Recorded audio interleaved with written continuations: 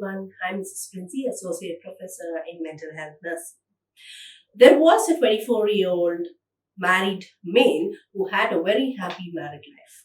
Gradually, he started showing the symptoms of over-talkativeness, making grandiose claims, being abusive and assaultive, increased spending of money, and decreased need of sleep. There were also complaints from his wife that he had a very poor self-care activity as well as he neglected his wife and his child. If you take the occupational life of that person, he suffered a lot and he had to discontinue his work, because of which he had a very strained economic life, or we can say the financial difficulty that he had, a lot of stress with. Thereafter, he remained very sad, spent sleepless nights, and was very much stressed. So the wife and his parents took him to a psychiatric hospital. Yes. So today, the condition what I'm going to talk about is related to the symptoms what this person exhibited. Yes. So it is one of the mood disorders which is called as mania. So before going to the topic mania, let me discuss about the mood disorders. Mood disorders is otherwise called as affective disorders. So as the name says affective, it is a disturbance in the emotional aspect, or we can say the disturbance in the mood. If you take the mood disorders, we have the 2 points in a continuum wherein there may be a very high mood, at times there may be a very low mood. Right? So the very high mood is called as mania. The very low mood is the depression. So the mood disorder, we can say it includes both the mania as well as the depression. Let us learn the definition of mood disorders. Mood disorders are characterized by disturbance in the mood accompanied by full or partial manic or depressive symptom, which is not due to any physical or mental disorders. So you can understand that mood disorder is a separate category wherein there is a marked disturbance in the mood of the patient. It can be a full disturbance or it can be a partial disturbance, which can be either mania or depression. The cause here is not related to any kind of the physical disorders or external, causes, or it is not because of any other mental disorders. Okay, so that is called as the mood disorders. Moving on to the classification of mood disorder, if you take the ICD classification of mood disorder, the chapter which talks about this is from F30 to F39, which completely describes about the mood disorders or the affective disorders. F30 talks about the manic episode. F31 talks about the bipolar affective disorder. So here there are both the disorders in the same person at the same time, which is called as bipolar affective disorder. Then we have the next classification, which is F32, which describes about the depressive episode. F33, recurrent depressive episode or the disorder. F34, persistent mood disorder. F38, other mood disorders. F39, unspecified mood disorder. Okay, so this is the ICD-10 classification of the mood disorder, wherein the main chapter which talks about the mood disorder is F30 to F39. So let us see about each of the disorder in detail. The very important disorder is the manic episode. So what do you understand by mania?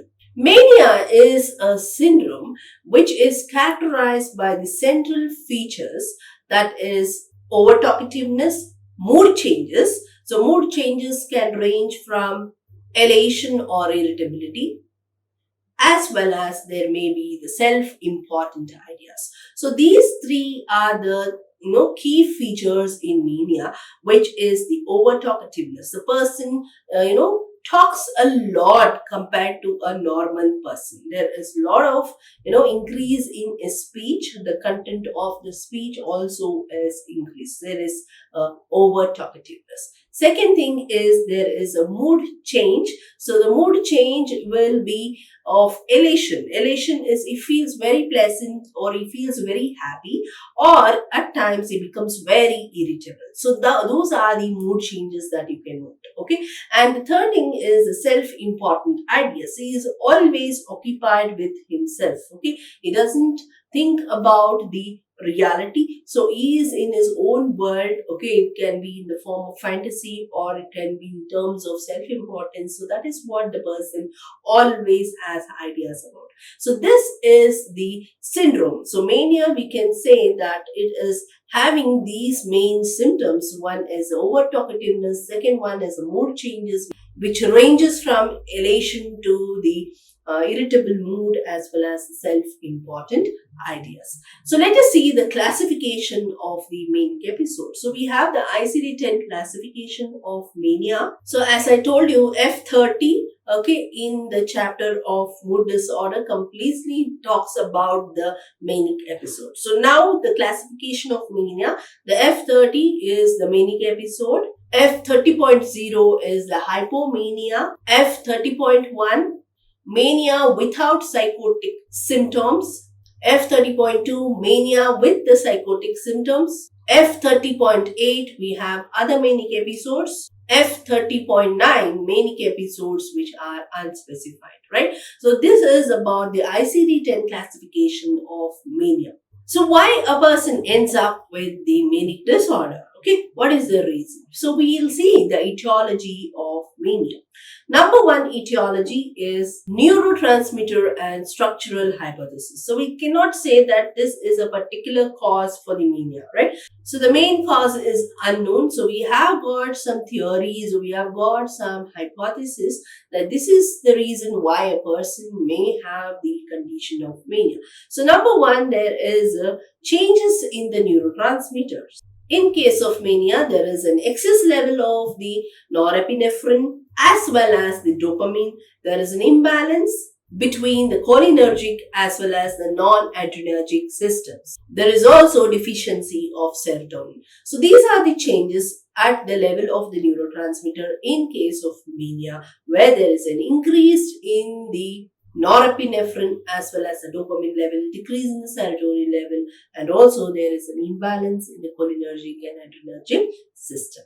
So if you see the structural changes, what happens in mania, they have done the CT and MRI in the brain of the patient with mania. These were the changes at the level of the structure of the brain. They were able to find out that there are some lesions which are found in the right hemisphere of the brain, bilateral subcortical region, as well as the periventricular gray matter of the brain. So these are the areas where the lesions were found. Okay, so those are the changes if you take the structural hypothesis.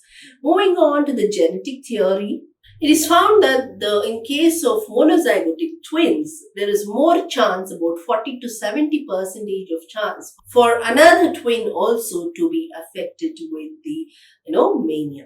If you take the first degree relatives who are affected with mania, there is a chance for the first degree relatives also to be affected with mania, 5 to 10% of chances. The third cause, we have the psychodynamic theory, which explains about faulty family dynamics during the earlier stage of development. Okay, so during the earlier stage of the development, okay, during the childhood period, if the child was exposed to any kind of faulty family dynamics, lot of conflicts or disharmony in the family, hostile behaviors of the parents, so all these will have an impact on the child. So later on, this child, when he grows up, he may have a chance of developing the mania. Okay, that's the first thing. The second one is denial against, or the second thing is defense against or denial of depression.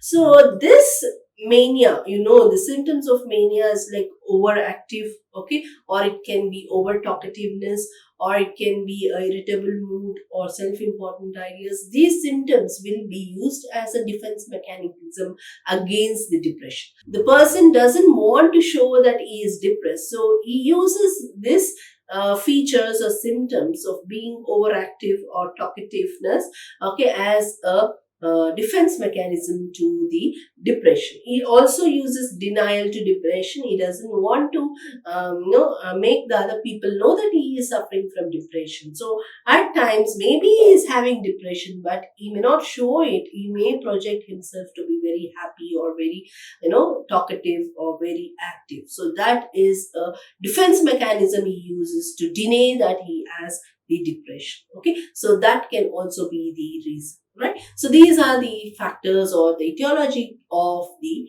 mania, right? So moving on to the psychopathology. So what happens when how is this person getting the mania? So there may be some precipitating factors. So for example, I told the genetics. Okay, there may be chances of the first degree relative who was having the mania. That may be the chance. Okay, so for example, if you take that becomes a precipitating factor, or a family history of mania, past episode of mania, previously there was an episode of mania, or if you take a bipolar affective disorder, all these things are going to bring some imbalance in the neurotransmitters. There may be possible cerebral lesions, or it can be because of the side effects of certain medications, right? So all these contributing factors will result in the cognitive appraisal or the symptoms which we can see in terms of the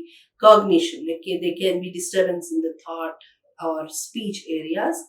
There may be a threat to the self-esteem, inability to use the appropriate coping mechanisms, which can result in the quality of response, which can be adaptable, which can be adaptive, uncomplicated bereavement, or of mania, right? So this is the way that a disorder progresses if you take the mania, right? There are some etiology or precipitating factors which will bring about changes in the neurotransmitters, changes in the areas or structure of the brain. There may be lesions which are found, which can cause the poor self-esteem, cognition changes that can result in the inappropriate use of the defense mechanism, resulting in the mania.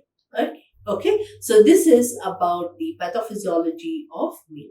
Moving on to the clinical features of mania, very, very important. The clinical features. The following features should be present in the person for at least a period of 1 week. So if these symptoms are found in the person at least for a duration of 1 week, we can diagnose him as having mania, right? So what are the clinical features? Number one, there is an elevated, expansive, irritable mood. Okay, this is the main feature of mania, wherein there is an elevated, expansive, and irritable mood. So when I say the elevated mood, okay, elevated in a sense which is increased to some extent. So we have got some stages of elevated mood. Stage 1 is called as euphoria. Stage 2 is the elation. Stage 3 is exaltation, and stage 4 is the ecstasy. So these are the 4 stages we can note in the elevated mood, right? So if you want to diagnose a person as to what grade of mania he is suffering from, whether he is having a mild form of mania or a very severe form of mania, so what type of the mania that he is suffering from, very important to know these stages of mania or the grades of elevated mood. So we'll see about each of these grades. So number 1, stage 1 or the grade 1 is called as the euphoria. So here the person exhibits the symptoms of mild elevation of the mood, increased sense of psychological well-being and happiness, not in keeping with the ongoing events. Right? So what is this? There is a mild elevation in his mood. There is increased sense of, he feels very much pleasured. Okay, that level of psychological well-being he'll have. He'll also feel very happy, but it is not congruent with the ongoing event. Say for example, the person goes to a funeral. In funeral, the mood, or you can say the emotions are different, right? So people will be very sad, they mourn. But if you go to a marriage function, there how the mood or the emotions will be. Everybody will be so happy, everybody will be so joyous, okay, so over enthusiastic, that kind of a mood or emotion that we will have in any kind of the function. So say for example, this person with mania goes to a funeral, so there also he will exhibit the symptoms of happiness, psychological well-being. It is not matching or congruent with the event, right? So that is what in the mild stage of mania happens. In case of the first stage, which is the euphoria, wherein the client will have increased sense of happiness or psychological well-being, which is not matching with the ongoing event. The second stage of mania or the grade of mania is the elation. So in this stage, there will be moderate elevation in the mood. The patient also will have the feeling of confidence and enjoyment. Along with this, he will have an increase in the psychomotor activity. So this is the key feature that you can note in the second stage. Okay, there is a moderate elevation in the mood. He feels very confident about himself. He feels all the environment as enjoyable environment. Along with that, the psychomotor activity will be elevated or increased. Okay, so it can be the way he thinks. So what he thinks will come in the form of the speech. The way he talks also will be over talkativeness will be there. His ideas will shift from one topic to another. And if you take the activities of the client, that also will be increased, right? So the way he walks, it will be very fast. Okay, any activity that he does will be very fast. Okay, so that is increased psychomotor activity you can note in the second stage of the mania, which is the elation. Moving on to the third stage or grade 3, where there is exaltation. So in this stage, there is a severe elevation of the mood, intense elation that you can note. Okay, so intense elation in a sense, happiness, right? Psychological well-being, that will be intense. And also the key feature here is delusion of grandiosity. So delusion of grandiosity, the person feels that he or she is having a supernatural power, or is having a great talent, or is a friend of a famous person. Okay, he or she may just address that he is a god, a creator of something, right? So that's what he will have, the delusion of grandiosity, along with the severe elevation in his mood and intense elation. The last stage of mania, grade 4, is the stage of ecstasy. So in this stage, there will be very severe elevation in the mood, intense sense of rupture and blissfulness. Okay, so in this particular stage, you can note that the patient cannot be controlled. It can be related to the psychomotor activity, or it can be related to the delusion or his happiness. He will not be able to be controlled. So that kind of elevation in the mood that he will be having, if you go and stop him from doing whatever he wants to, he will become aggressive, right? So that kind of a stage is the last stage, which is ecstasy, right? So these are the 4 stages which comes in the first symptom of mania, which is the elevated mood. It includes the 4 stages. One is the euphoria, elation, exaltation, as well as the ecstasy.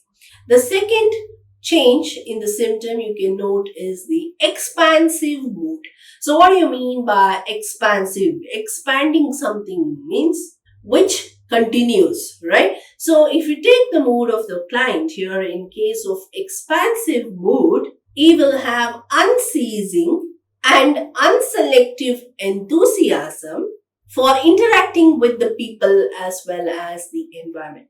Normally, how much to talk, when to talk, how much energy that you need to spend when you talk, right? So with a particular person. But here, a person with mania who's having an expansive mood is, interaction with the people will be unceasing. You cannot stop his interaction. Okay, selective enthusiasm he will have. That means he doesn't know for which interaction he has to spend lot of energy or enthusiasm. Even though it is a small or trivial matter, he spends lot of energy or enthusiasm to talk about that small or trivial matter also. Okay, that kind of elevation or you say expansion that he will have when he is interacting with the people or with the environment. Okay, that is unceasing and unselective enthusiasm that the client will have when he talks with the people or when he interacts with the people as well as the environment. The third symptom is the irritable mood. So when will the patient get irritated, right? When you stop the patient from doing what he wants to, then the patient will get irritated. Okay, so imagine the patient is doing some kind of activity which is not, appreciable. Okay, so there was a patient who just, in the corridor, there were lots of pots, okay, plants. The client used to get one by one all the plants, pots into his room. As a nurse, if you go and stop him from that particular activity of getting all the pots into the room, the patient was getting irritated. Okay, so that kind of irritable mood or aggressive mood the patient will get into when you stop him from the activity what he is doing. Okay, so that is called as irritable. This is the first symptom of mania, wherein the patient will have elevated, expansive, and irritable mood. The second symptom is the affective symptoms. So, what is the changes in the affective aspect or the emotions? Okay, the symptoms are elevated mood, expansive mood, humorous mood.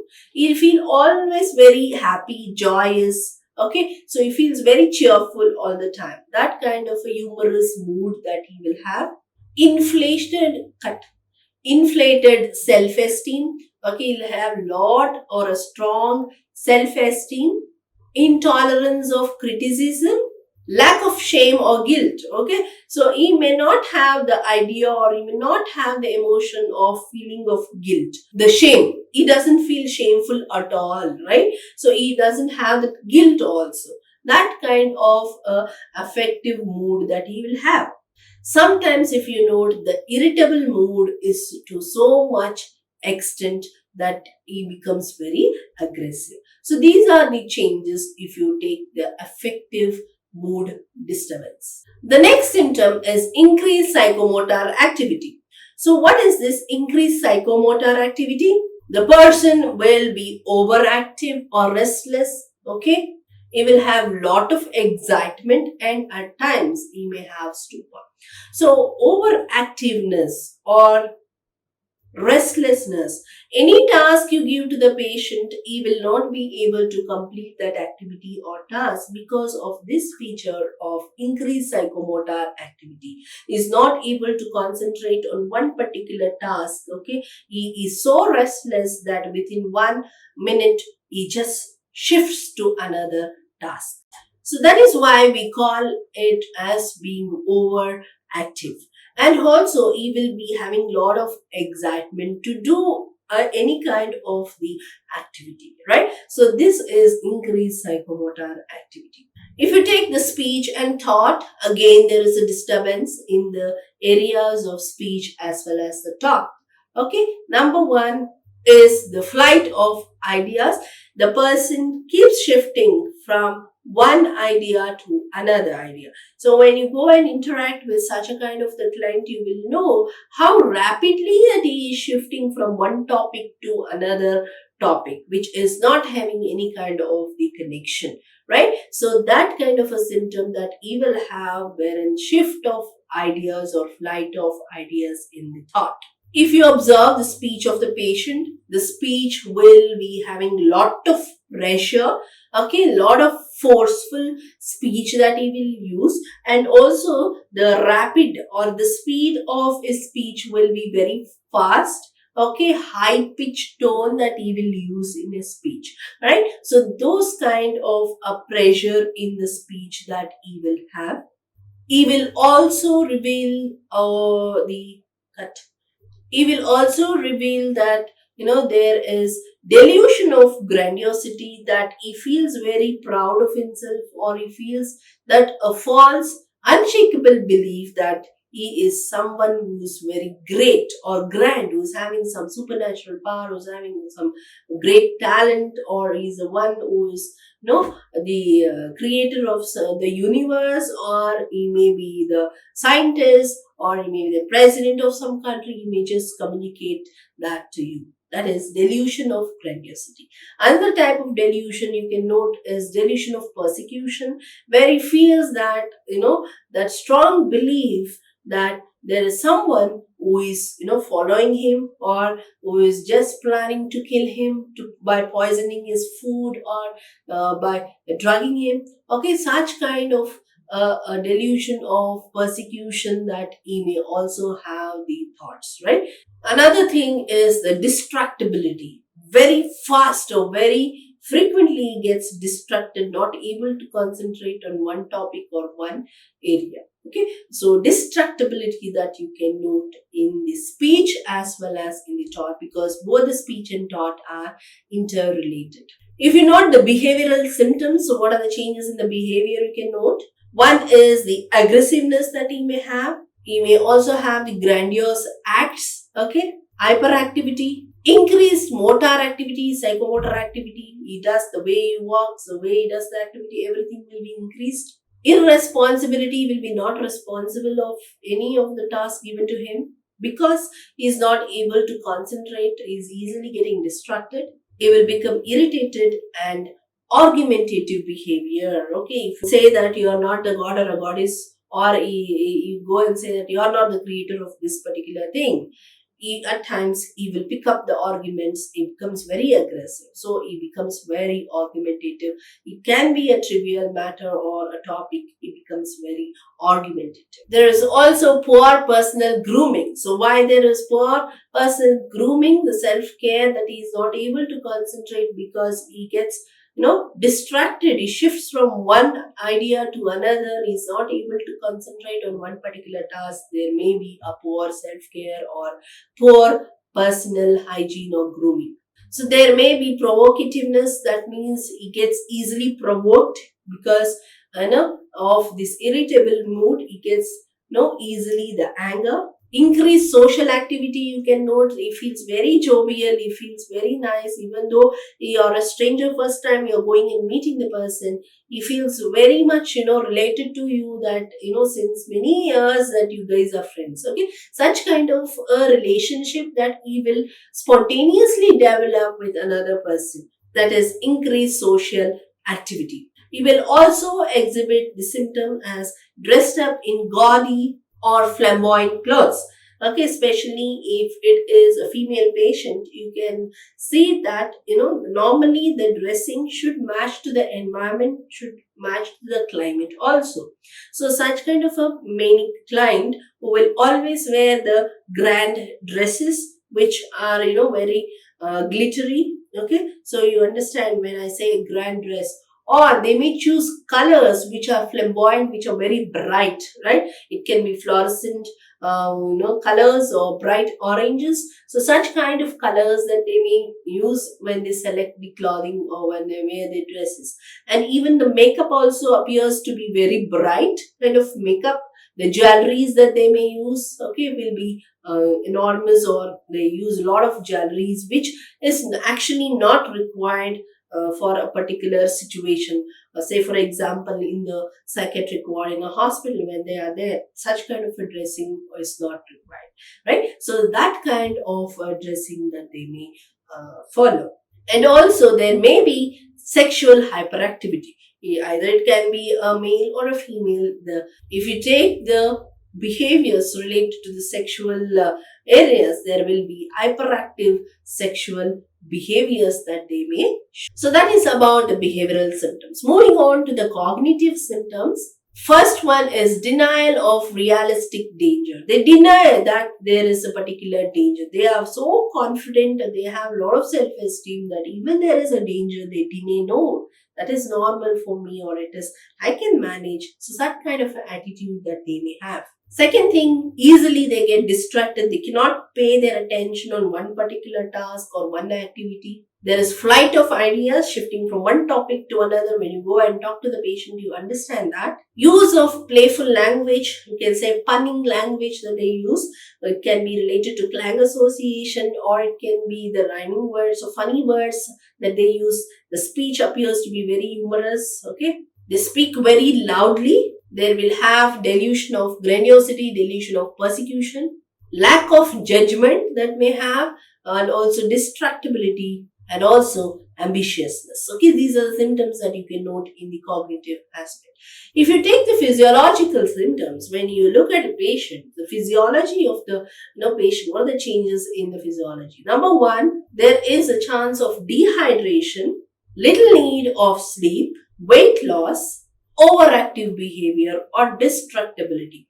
Okay, say for example, the person is given the food, is served the food, he's not able to concentrate on the food. So what he does, he eats one mouth, second mouth, he stops. Okay, so he gets distracted, he leaves the plate there and moves on.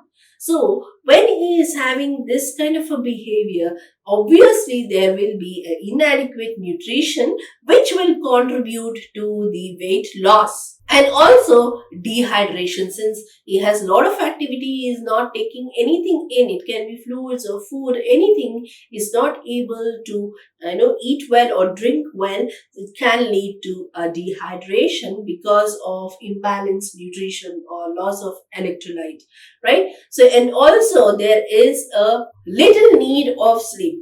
Usually he sleeps to a very less duration, usually less than 2 or 3 hours, okay, in the night also, because even in the night he has lot of distraction that he is not able to sleep, right? So that can be insomnia that you can note. The sleep also, he will not be able to sleep for more than 3 or 2 hours. So these are the clinical features of mania, which are very different and very interesting. Moving on to the diagnostic features. So how to diagnose the mania?